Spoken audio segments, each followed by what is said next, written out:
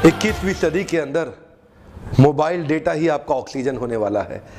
मुकेश अंबानी ये बात भली भांति समझते थे और ऐसी ग्रोथ हैकिंग स्ट्रैटेजी लेके आए, पूरी टेलीकॉम इंडस्ट्री को डिसरप्ट कर दिया। स्वागत है आप सबका, मैं Vivek Bindra, international motivational speaker. आज वापस आया हूँ रिलायंस जियो की धमाकेदार पावरफुल केस स्टडी लेके।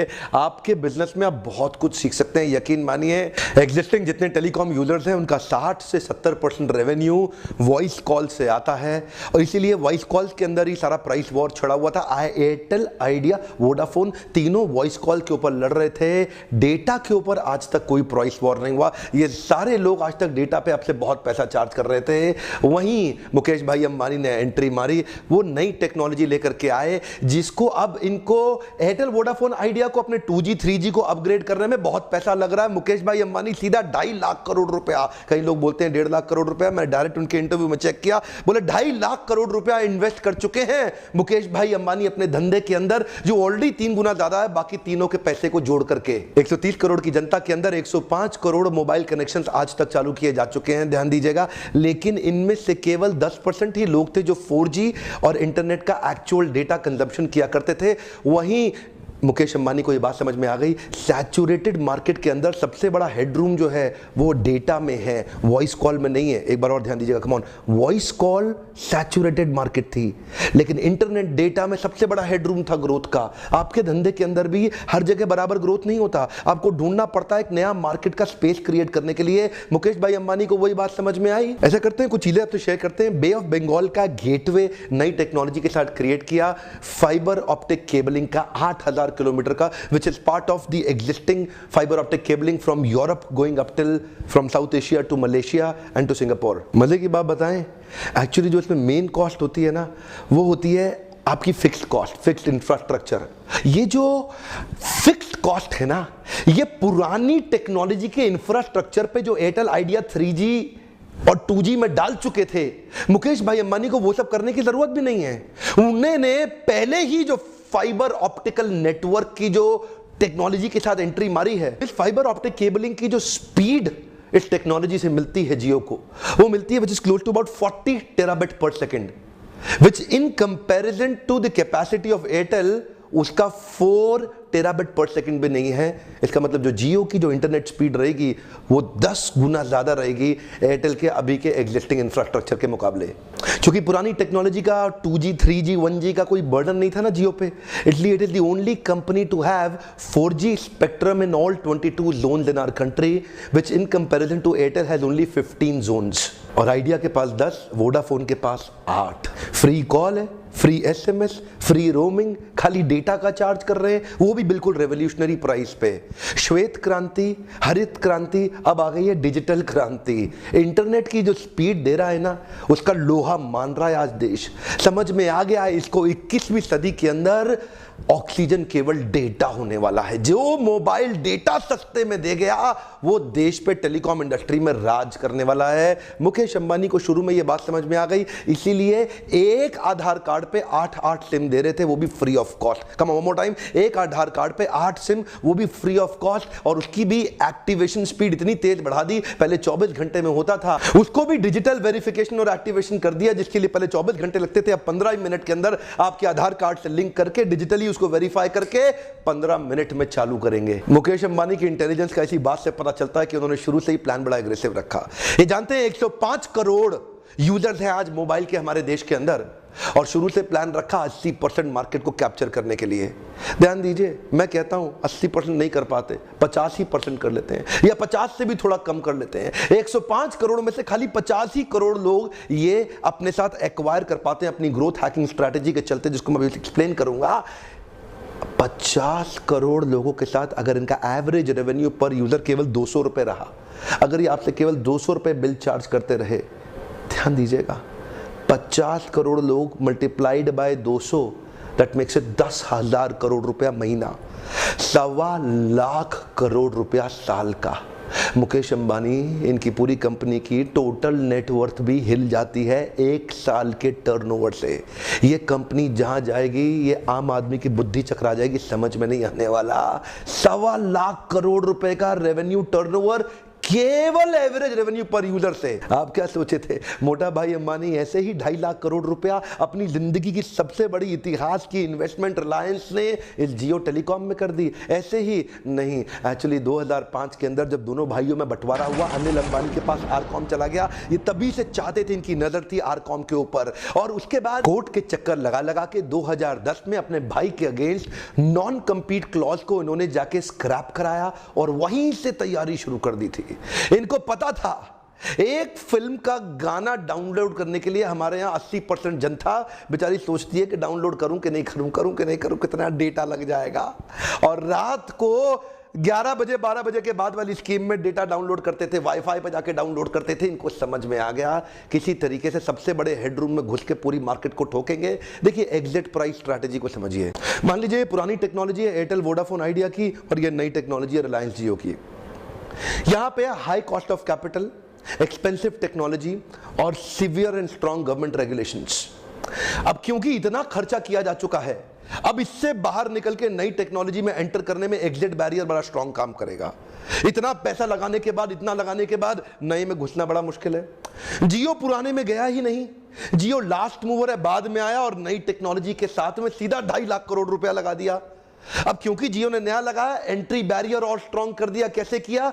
लॉस लीडिंग स्ट्रैटेजी के साथ। ये देखिए क्या प्राइसिंग स्ट्रैटेजी होती है, loss leading. Loss leading strategy क्या होती है?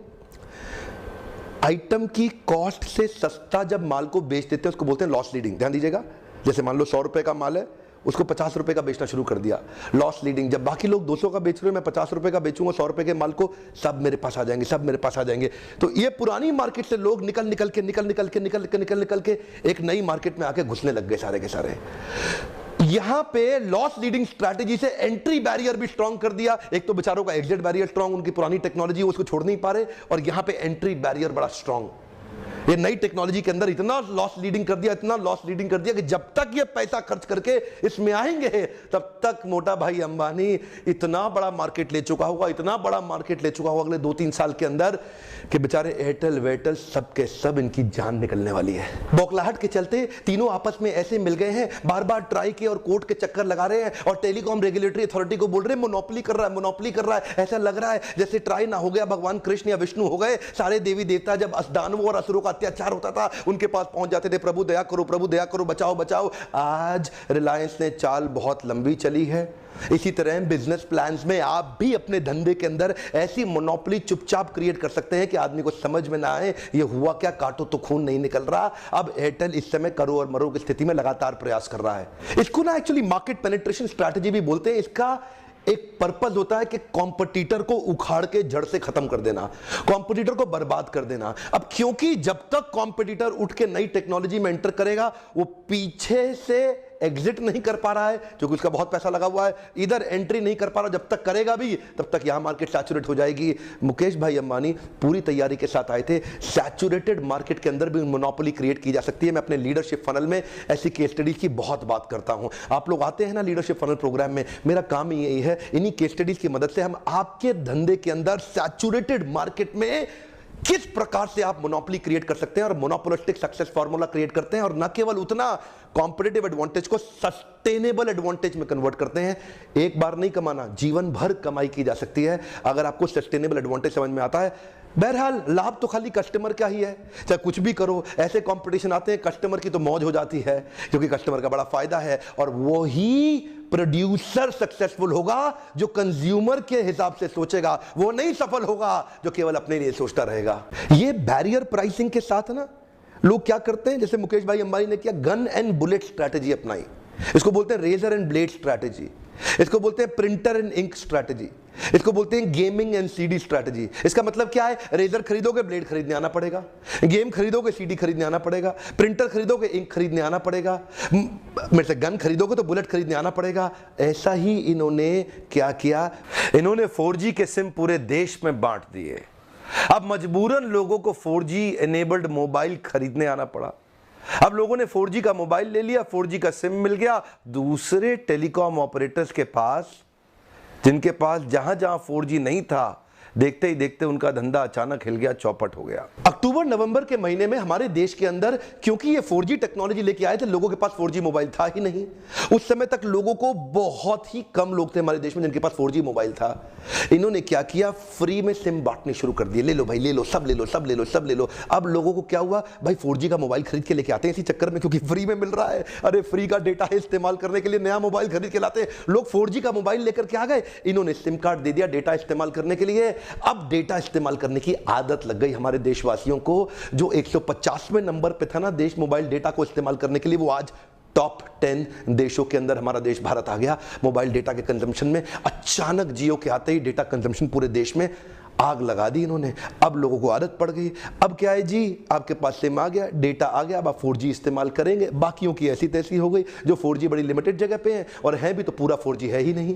एक्चुअली बाकी सारे के सारे कॉम्पिटिटर आप देखो, आपकी मार्केट के अंदर भी ब्रेक इवन एनालिसिस करने में लगे रहते हैं, नया धंधा चालू करते हैं। इन्होंने ध्यान ब्रेक इवन पे ज्यादा नहीं दिया, इन्होंने ध्यान दिया कस्टमर के परसेप्शन और बिहेवियर के एनालिसिस पे। कस्टमर का परसेप्शन बिहेवियर एनालिसिस पकड़ लो, वहां से धंधा एक बार मिल जाएगा तो सस्टेनेबल एडवांटेज बनाकर रिकरिंग रेवेन्यू मॉडल के साथ निकल जाएंगे। इन्होंने ग्रोथ हैकिंग स्ट्रैटेजी पे ध्यान दिया। ग्रोथ हैकिंग एल्गोरिदम 5 स्टेजेस के अराउंड रिवॉल्व करता है। इन 5 स्टेजेस को समझिए। पहला स्टेज है एक्विजिशन, दूसरा एक्टिवेशन, रिटेंशन, रेफरल और रेवेन्यू। एक्विजिशन के स्टेज में मार्केट के बड़े प्लेयर जैसे कि एयरटेल, वोडाफोन, आइडिया और एयरसेल, वहां से एक्वायर किया जाए अलग अलग चैनल से सारे यूजर्स को। और activation is when the user decides to take an action and use your product, वहीं पे लोग एक्टिवेट करना शुरू करते हैं। और इधर ही थर्ड स्टेज आ जाता है जिसको बोलते हैं रिटेंशन, जिसका जियो ने बाखूबी इस्तेमाल किया। दिसंबर में अनाउंस कर दिया extending of the free package till March 2017, जिसको बोला गया happy new year plan. Honeymoon period को एक्सटेंड कर देने से ये केक के ऊपर चेरी की तरह हुआ। और इसी के साथ रिलायंस जियो पहली ऑर्गेनाइजेशन बन गई जिसने 6 महीने तक free unlimited data, call, roaming services दी। इस दौरान जियो लगातार प्रयास करेगा कि आपको ऐसी सर्विसेज दे आने वाले कुछ समय के अंदर जिससे आप अपने आजू बाजू के लोगों को बताएं भैया क्या मिल रहा है जियो में, क्या मिल रहा है जियो में। रेफरल जनरेट होना शुरू हो जाए और लोग इसको उसको बताएं। आपका कस्टमर ही आपका प्रमोटर बन जाए, उसको बोलते हैं referral strategy. One more time, when the customer turns into a promoter, उसको बोलते हैं रेफरल स्ट्रैटेजी। और इसके पीछे जियो कई काम कर रहा है कि कस्टमर ही प्रमोटर बन के एक दूसरे को जोड़ने का अनजाने में जोड़ेगा। क्या बोलेगा वो, बहुत बढ़िया, देखो क्या फायदा, देखो देखो, ऐसा करके। और वहां से शुरुआत आएगी रेवेन्यू की। अब धीरे धीरे रिलायंस का फोकस आएगा। पहली बार में रेवेन्यू पे नहीं फोकस किया, वो धीरे धीरे चाहते थे सारा कस्टमर खींच के ब्लू ओशन बना करके अपने धंधे के अंदर जोड़ ले। जाहिर सी बात है बाकी टेलीकॉम ऑपरेटर इस समय परेशान हो रहे होंगे, उन घबराहट के मारे अलग अलग चीजें। तो इस समय पहला चीज जो एयरटेल और वोडाफोन ट्राई करेंगे वो है customer retention pricing packages. Customer retention pricing packages में अभी वो आने वाली पैकेजेस के अंदर एक ऐसा भी पैकेज लेके आ रहे हैं जिसमें आप 2 साल का एयरटेल का नेटवर्क ले लो, वो आपको 4G वोल्टे फोन साथ में फ्री देंगे। कहीं इंडियन मोबाइल मैन्युफैक्चरर से उनकी बातचीत भी चल रही है जैसे इंटेक्स, लावा या माइक्रोमैक्स, जिसमें वो आपको साथ में 4G वोल्टे फोन भी फ्री देने को तैयार है अगर आप 2 साल का एयरटेल का सब्सक्रिप्शन ले लें। एयरटेल का यूजर बेस तो वैसे अभी भी बड़ा है रिलायंस जियो से, पर मामला इस समय करो और मरो का हो गया क्योंकि जियो कंटिन्यूस इंप्रूवमेंट पे काम कर रहा है। आज तक जितना पैसा पिछले 20 साल के अंदर सारे टेलीकॉम ऑपरेटर्स ने मिला के नहीं लगाया, उतना जियो ने अकेले पिछले 2 साल के अंदर लगा दिया है। हालांकि जियो की करंट टेक्नोलॉजी 5G रेडी है, फिर भी रिलायंस जियो को अपने नेटवर्क पे अभी भी बहुत काम करना बाकी है। उनको अभी भी अपने नेटवर्क्स को बहुत इंप्रूवमेंट करना बाकी है ताकि वॉइस ओवर कॉल इंप्रूव होकर के एक अच्छा यूजर एक्सपीरियंस मिले, जिससे रेफरल वाली जो स्ट्रैटेजी है वो कहीं रास्ते में टूट ना जाए। लोगों ने अगर गलत फीडबैक देना शुरू कर दिए तो रिलायंस के लिए आगे चल के खतरा बन सकता है।